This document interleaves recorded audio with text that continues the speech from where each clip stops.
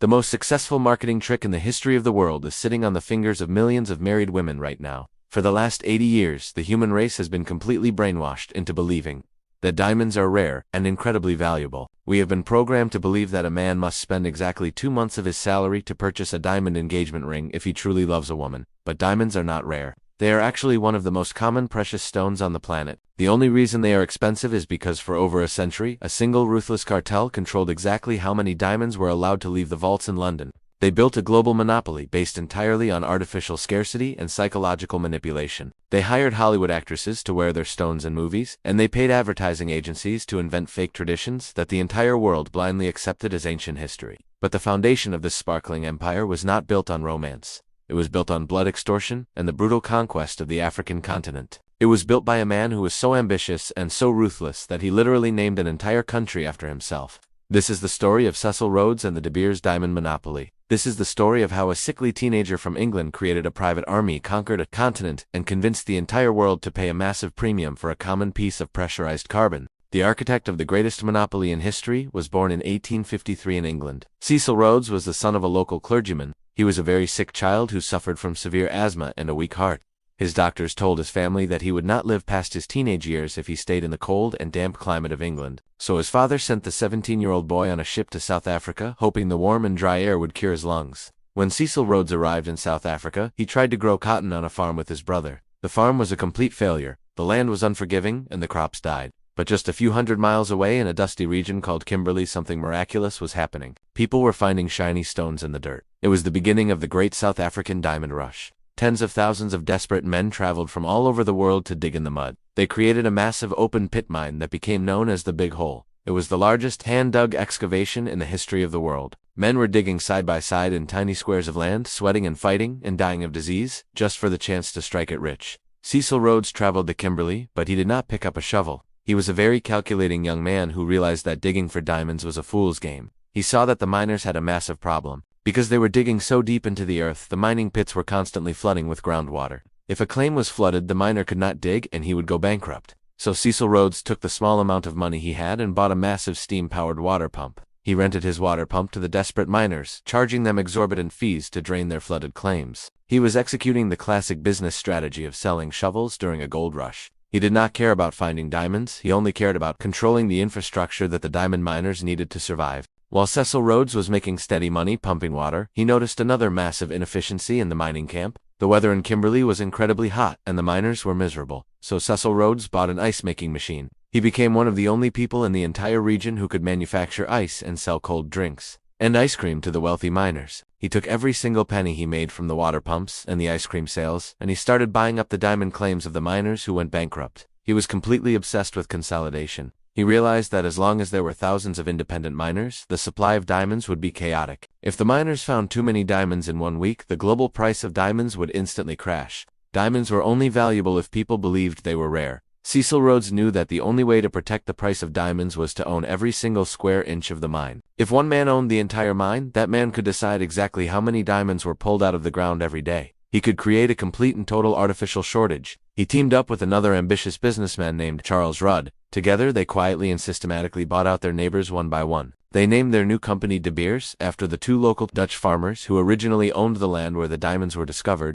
The farmers had sold their land for a few $1,000s, completely unaware that they were sleeping on top of the largest diamond deposit in human history. But to buy out the truly massive mining operations, Cecil Rhodes needed a level of capital that simply did not exist in South Africa. He needed the most powerful bankers in the world. Cecil Rhodes was a master of persuasion. He traveled back to London and managed to secure a meeting with Lord Rothschild. The Rothschild family was the wealthiest and most powerful banking dynasty in Europe.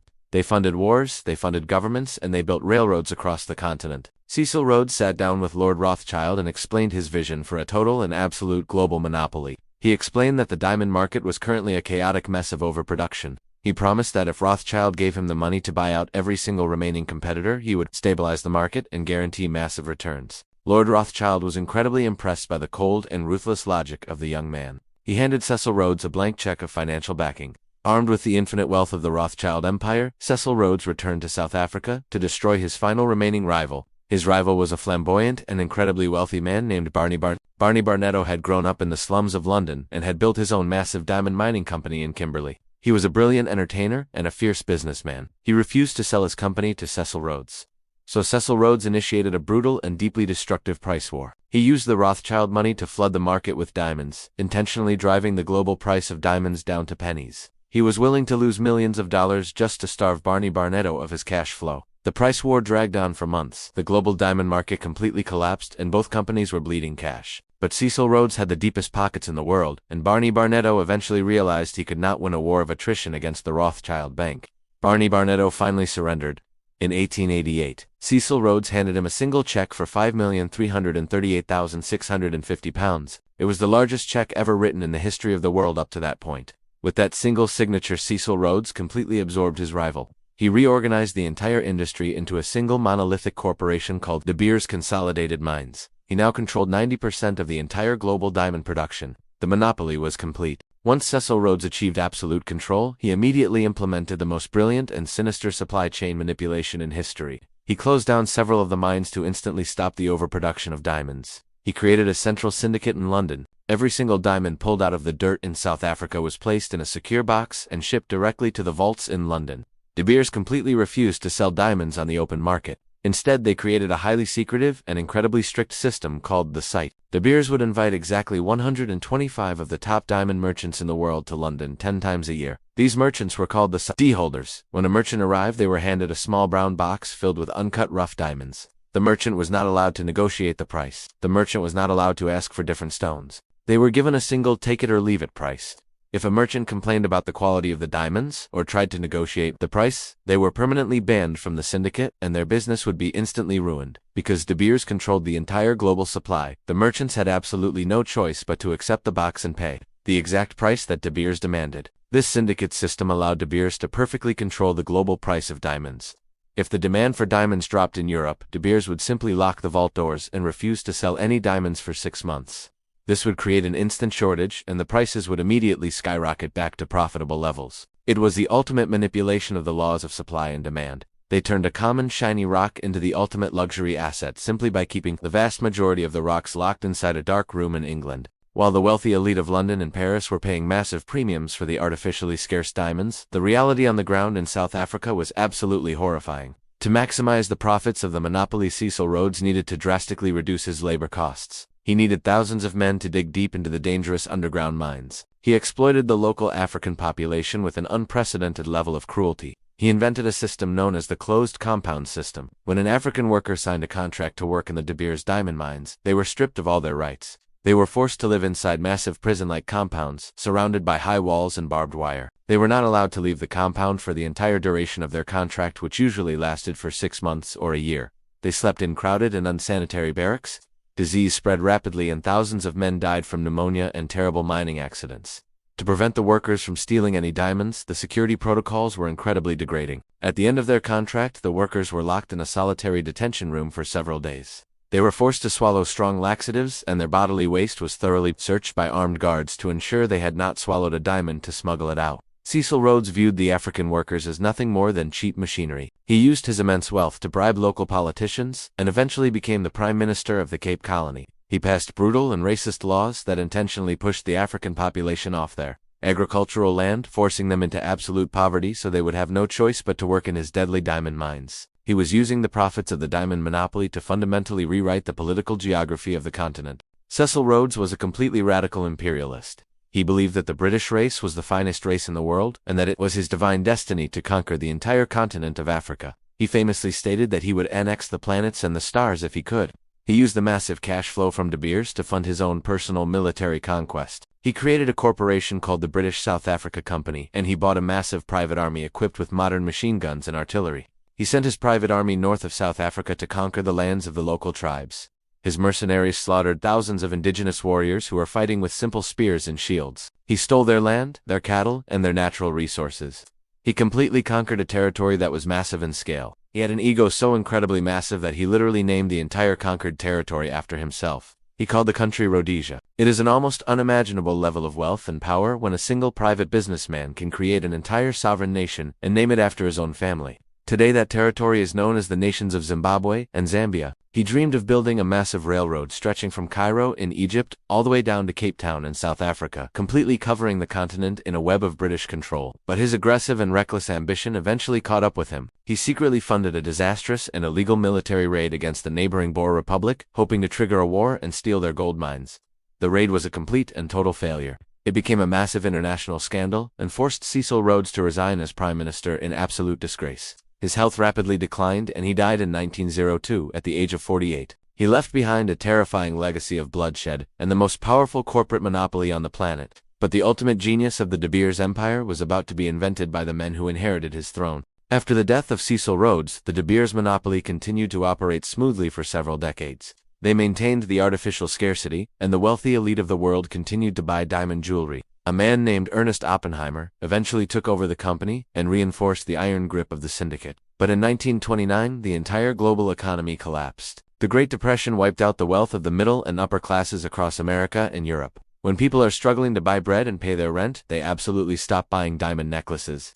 The global demand for diamonds dropped to nearly zero. The price of diamonds was in a complete freefall. The De Beers monopoly was facing an existential crisis. If the price of diamonds crashed completely, the illusion of value would be permanently destroyed. Ernest Oppenheimer made a drastic and incredibly painful decision. He ordered the complete shutdown of almost every single major diamond mine in South Africa. He put thousands of men out of work and completely halted production. He refused to sell any of the massive inventory sitting in the London vaults. He was willing to absorb massive financial losses just to prevent the market from flooding with cheap stones. But simply stopping the supply was not enough. He needed to create a brand new demand. He realized that relying on the tiny population of extremely wealthy aristocrats to buy large diamonds was a terrible business model. He needed to convince the massive middle class of the United States of America to buy small diamonds. But American men in the 1930s did not buy diamonds. They bought new automobiles, they bought washing machines, and they bought radios. Diamonds were considered an unnecessary and frivolous luxury for the ultra-rich. Ernest Oppenheimer sent his son Harry Oppenheimer to New York City to solve this massive psychological problem. Harry Oppenheimer was about to orchestrate the most successful brainwashing campaign in human history. In 1938, Harry Oppenheimer walked into the offices of NWA Air. NWA Air was one of the most powerful and creative advertising agencies in the United States. Oppenheimer laid out his incredibly difficult problem. He told the advertising executives that he needed them to convince young American men that they absolutely had to buy a diamond when they asked a woman to marry them. Before the 1930s, diamond engagement rings were actually quite rare. Most people proposed with simple gold bands or rubies and sapphires. There was absolutely no historical tradition dictating that an engagement ring had to feature a diamond. The advertising executives at NWAR realized they could not just run traditional newspaper advertisements. They needed to completely infiltrate American culture. They needed to manufacture a tradition out of thin air. They decided to target Hollywood. The agency secretly provided massive, brilliant diamonds to the biggest movie studios in the world. They explicitly instructed the directors to feature the diamonds prominently in romantic scenes. When a leading man proposed to a leading lady on the silver screen, he was holding a sparkling De Beers diamond. They paid photographers to take pictures of famous actresses wearing diamond rings and planted those photos in the most popular magazines. They hired lecturers to visit high schools across the country and teach young teenage girls about the supposed historical romance of the diamond engagement ring. They were quietly programming an entire generation of young women to expect a diamond, and they were programming an entire generation of young men to feel like absolute failures if they could not provide one. The propaganda campaign was working beautifully, but they still needed a central message. They needed a slogan that would cement the diamond as the ultimate symbol of eternal love. In 1947, a young female copywriter at the NWAR agency named Frances Jarity was working late into the night. She was exhausted and frustrated, trying to think of a slogan for the new De Beers advertising campaign. She scribbled a single sentence on a piece of paper before going to sleep. The next morning, she presented the sentence to the executives. The sentence was, "A diamond is forever." It is widely considered the greatest advertising slogan of the 20th century. It was absolutely brilliant for two very specific and very sinister reasons. First, it perfectly equated the physical hardness of the diamond with the eternal endurance of true love. If your love was truly forever, you had to buy a stone that lasted forever. But the second reason was purely economic. De Beers was terrified of the secondary market. If people bought diamonds and then resold them a few years later, when they needed cash, it would create a massive supply of used diamonds on the market. This secondary supply would completely destroy the monopoly because De Beers could not control the prices of used jewelry. The slogan "A diamond is forever" solved this problem instantly. It created a massive psychological barrier to selling a diamond. If a diamond is forever, you can never sell it. It becomes a family heirloom that must be kept in a safe and passed down to the next generation. The slogan successfully convinced the public to hoard the diamonds in their own homes, completely removing them from the global supply chain. The campaign was an absolute triumph. Between 1939 and 1979, the wholesale sales of diamonds in the United States skyrocketed from $23 million to over $2 billion. The fake tradition became a mandatory cultural law. But the executives at NWAR were still not satisfied. They wanted to dictate exactly how much money the men were forced to spend. Once the culture accepted that an engagement ring must be a diamond, De Beers introduced their next psychological weapon. They needed to stop men from buying tiny cheap diamonds. So the advertising agency simply invented a completely arbitrary financial rule. They launched a massive advertising campaign in the 1980s that told men they had to spend exactly 2 months of their salary on the ring.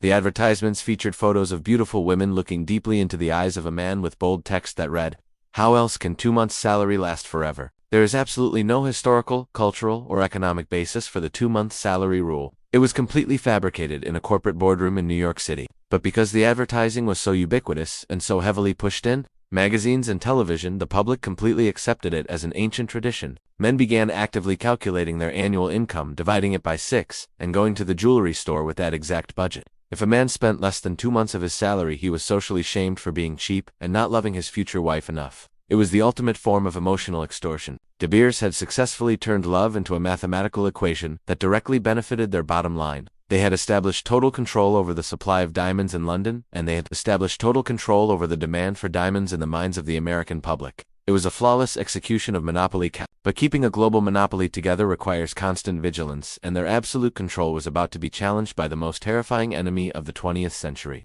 the Soviet Union. In the 1950s, geologists working for the Soviet Union discovered massive diamond deposits buried deep beneath the frozen permafrost of Siberia. This was an absolute nightmare for De Beers. The Soviet Union was a communist superpower that hated Western capitalism.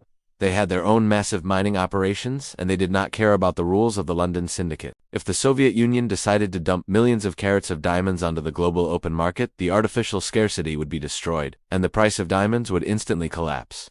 De Beers knew they could not defeat the Soviet Union in a price war, so they decided to secretly negotiate with the enemy. At the absolute height of the Cold War, while the United States and the Soviet Union were pointing nuclear missiles at each other, De Beers' executives were flying to Moscow for secret meetings. They offered the Soviet government a simple deal.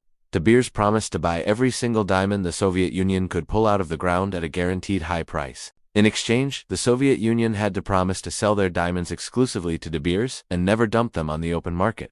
The Soviet Union gladly accepted the deal. They needed the hard currency to fund their military, and De Beers needed the total control of the supply. For decades, the massive capitalist monopoly and the massive communist empire secretly worked together to manipulate the global diamond market. De Beers literally bought millions of small Russian diamonds that they did not even need, simply locking them away in their massive vaults just to keep them off the market. It was a brilliant geopolitical maneuver that proved De Beers would do absolutely anything and work with absolutely anyone to protect the illusion of scarcity. They successfully held the monopoly together for another 40 years, fighting off discoveries in Australia and Canada, using similar tactics of intimidation and secret buyouts. But eventually the empire began to crack. In the late 1990s, the entire world was introduced to the horrifying reality of conflict diamonds. Rebel groups in African nations like Sierra Leone and Angola were taking over local diamond mines by force. They were using slave labor and brutal violence to extract the diamonds and then selling those diamonds on the black market to buy massive amounts of weapons. These stones became known as blood diamonds because they were directly funding horrific civil wars and the slaughter of innocent civilians. Investigative journalists discovered that De Beers had been secretly buying massive quantities of these undocumented diamonds on the open market for decades, simply to maintain their total control of the global supply. The public backlash was absolutely devastating. Human rights organizations launched massive boycotts and Hollywood made movies exposing the atrocities of the diamond trade. The brand image of the diamond was shifting from eternal romance to absolute bloody horror. At the same time, the United States Department of Justice was filing massive antitrust lawsuits against De Beers, forcing their executives to avoid traveling to America, for fear of being immediately arrested for running an illegal cartel. New massive diamond mines were being discovered in Canada and Australia by independent mining companies who absolutely refused to sell their stones to the London Syndicate. The De Beers executives realized that the era of absolute total control was finally over. They could no longer buy every single diamond in the world. They currently controlled less than 40% of the global supply. So they executed one final brilliant pivot. They stopped trying to control the supply of all diamonds and focused entirely on elevating their specific brand. They helped create the Kimberley process, which was an international certification system designed to track diamonds and ensure they were not funding armed conflicts. They abandoned the old secretive syndicate model and transformed De Beers into a luxury retail brand, opening massive, beautiful stores on the most expensive streets in the world. Today, De Beers is no longer the terrifying, all-powerful monopoly it once was. The rise of perfectly identical laboratory-grown diamonds has fundamentally disrupted the industry, driving the prices of natural diamonds down to historic lows. Young consumers are increasingly rejecting the artificial traditions of the past and choosing cheaper, more ethical alternatives, but the psychological programming runs incredibly deep. Millions of men and women still walk into jewelry stores every single day absolutely convinced that a natural diamond is the only acceptable symbol of a marriage proposal. The empire that Cecil Rhodes built on the backs of exploited African laborers has slowly faded into history, but his legacy remains firmly embedded in the culture of modern romance. The De Beers Corporation survived wars, depressions, and government lawsuits because they understood the most fundamental truth of human psychology. But De Beers' diamond monopoly is the ultimate masterclass in market manipulation. They proved that value is not determined by utility or rarity, but completely by human perception. Here are the 3 lessons from the greatest marketing trick in history. Lesson 1: control the infrastructure, not the product. Cecil Rhodes did not become a millionaire by digging for diamonds in the mud. He became a millionaire by renting water pumps and selling ice to the men doing the digging. When everyone is rushing to find the gold, the smartest businessman builds the toll booth on the only road leading into town. If you control the necessary infrastructure, you will always extract the true wealth of the industry regardless of who actually strikes it rich. Lesson 2: value is an illusion of scarcity. Diamonds are basically just pressurized coal. They are common and largely useless for anything other than industrial cutting. De Beers made them the most expensive luxury item on earth by simply locking 90% of them inside a vault in London. If you have total control over the supply of a commodity, you can set the price at absolutely any number you desire. Scarcity creates perceived value, and perceived value is the only thing that matters in a luxury market. Lesson 3: marketing can invent reality. There is absolutely no biological or historical reason why a man should spend 2 months of his salary on a piece of pressurized carbon. The tradition was completely invented by an advertising agency in New York to solve a corporate cash flow problem. But because the advertising was deeply tied to the powerful human emotion of love, the public accepted it without question. De Beers proved that if you repeat a beautiful lie enough times through movies, magazines, and cultural pressure, the public will eventually adopt it as an absolute ancient truth.